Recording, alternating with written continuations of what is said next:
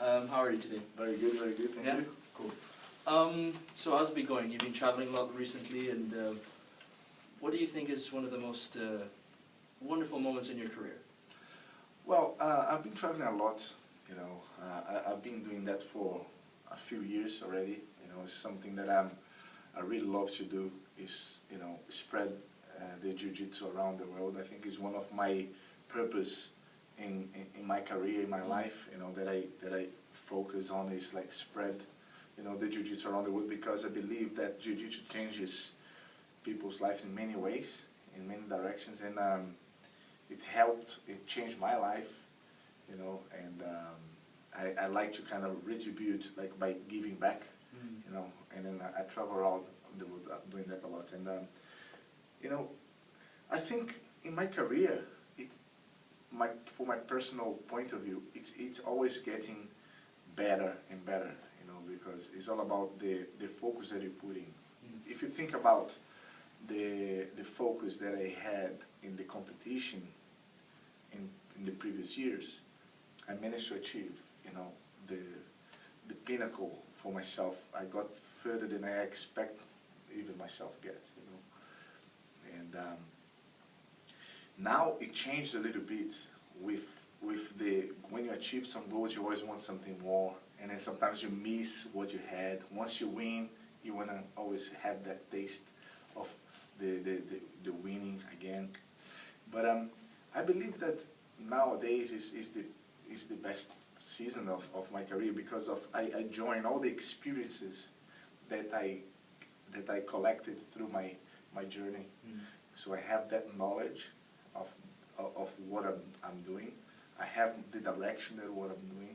I have the purpose, you know, and I also still competing. Yeah. I still train hard again with top guys in the world. Yeah.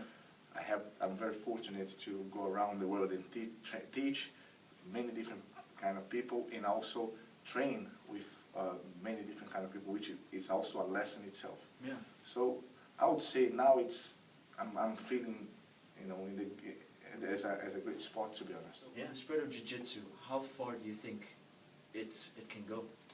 Look, Jiu-Jitsu has been spread in a very fast rate lately, especially because of the MMA worldwide, you know, with the help of the UFC and all the other big tournaments for the mixed martial arts happening around the world, you know, in Japan with the Rising, you know, in Singapore with ONE FC, you know, in Europe with the one in Poland, that I forgot the name, Bama in UK, UFC, Titans, and Bellator, World Series of Fighting, Shoto in Brazil. So it's so many organizations that are bringing the element of fighting to the normal public, you know.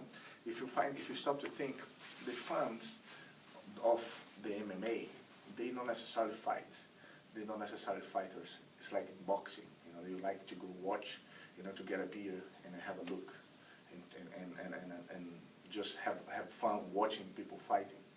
Okay, but what the difference between in the Jiu-Jitsu is that when they see in a fight something different, like, oh, I didn't see that, like, oh, so you actually can fight from your back, actually you can choke someone out, you don't need to hit someone to be able to beat the guy up.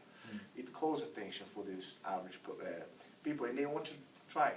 And the more you see submissions happening in MMA, the more people get more interested, because they realize how effective Jiu-Jitsu is. And then it spreads the word around the world, and it's very addictive martial arts. You know, it's very humbling, and it's very it's also good for self-defense, self-esteem. So when you go, you can train hard without getting injured. Yeah. You can train when you're older, when you're younger. Yeah. So it's like for everyone kind of stuff, and and I just see that, you know, growing in a very fast rate, especially here in Europe. And Jiu-Jitsu is going to be the most popular martial arts in the world, because it's one of the most effective, and it is one of the most, it's the unique martial arts that we start when everything else stops, right? Like like when you see like wrestling, judo, boxing, Thai boxing, karate, taekwondo, there's a clinch for more than a few seconds, stop, restart again. Because the rules of the sport makes that way. With Jiu-Jitsu, when there's a clinch, there's only the beginning. You know, so it's like the only martial arts that when does that, it starts a new world. So we specialize on that kind of close contact. It's unique, so not many people know how to do it, and then that knowledge is very, it's like golden dust. So the more people appreciate that, the more people want to find out, they get intrigued, they want to learn, they want to improve, and then they realize how good it is.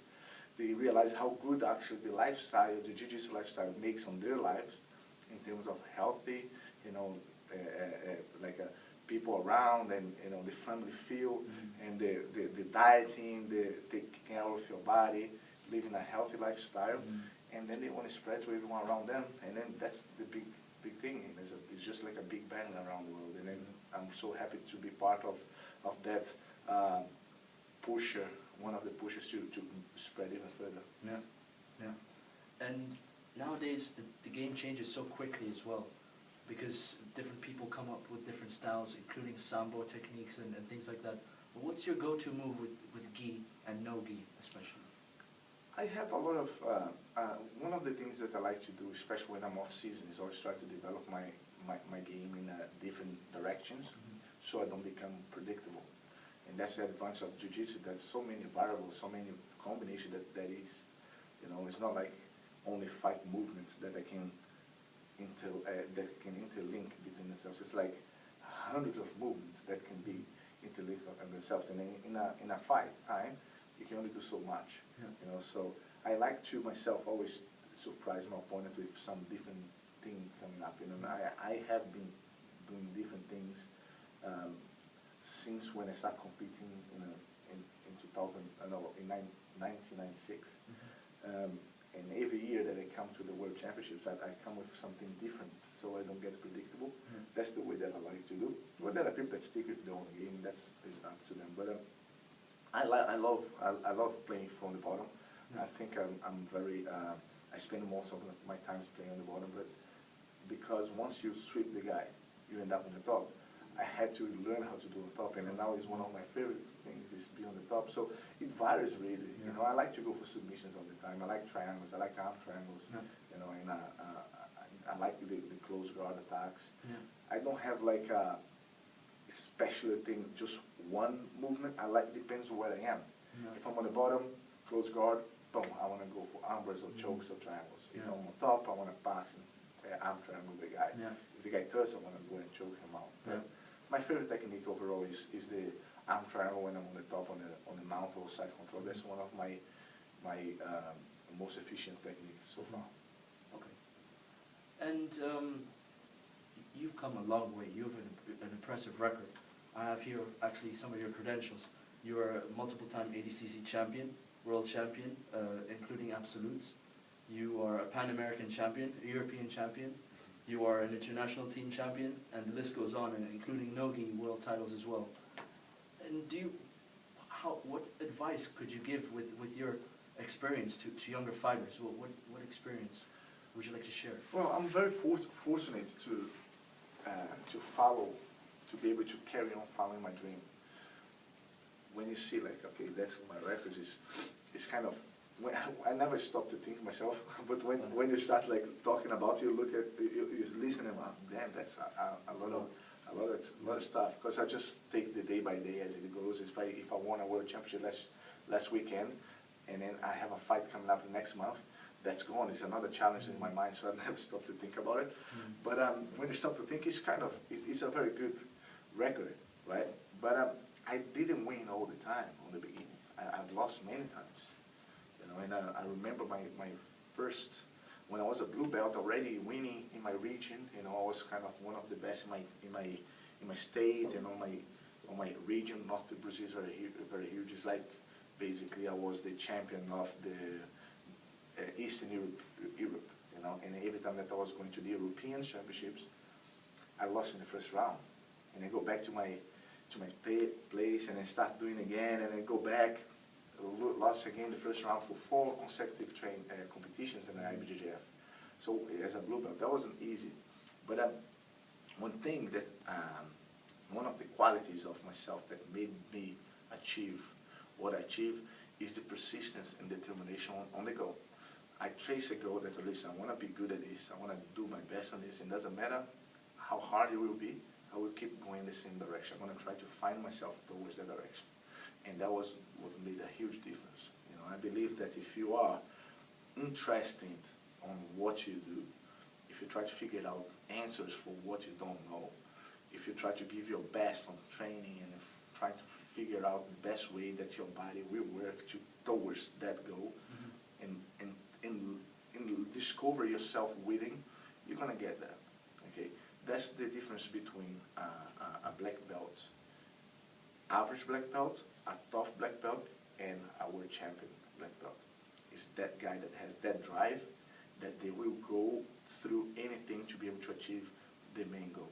But it's not just only want to do it, it's about be willing to go through anything to get there. And that's the hardest, because it's very easy to say, I want something. It's very easy. If I ask you, do you want to be a champion? I say, yeah, of course I want to be a champion. But if I ask you, will you be a champion? You go, oh, maybe. I want to be, I don't know, but that's the thing. When you have that will, you know what? I will go there and I will train hard. It's going to be hard, yes, but luckily we do what we love. By doing what we love, we are passionate about it. By being passionate about something, even when it's on the lows, when you're feeling down, it will give always that burst to carry on, because you actually have the passion about it, even when it goes down. That's one of the decisions that I made when I was 22 years old. I was a brown belt, and I was doing production engineering for 3.5 years and back home. And I was working, I was training once a day, 1.5 hours a day, and I was always busy but never focused 100%. But when I commit to myself, I'm going to do that, and I'm going to give all my best, and then keep going, and it changed everything, you know, because and then I put the effort, but you need to make the decision. It's not easy. You don't know what's going to be the result. You don't know if it's going to be successful. But the thing is, if you are willing to go and then give your best, you know, there's only one way. And that's the difference between being a champion and being a tough guy. Yeah.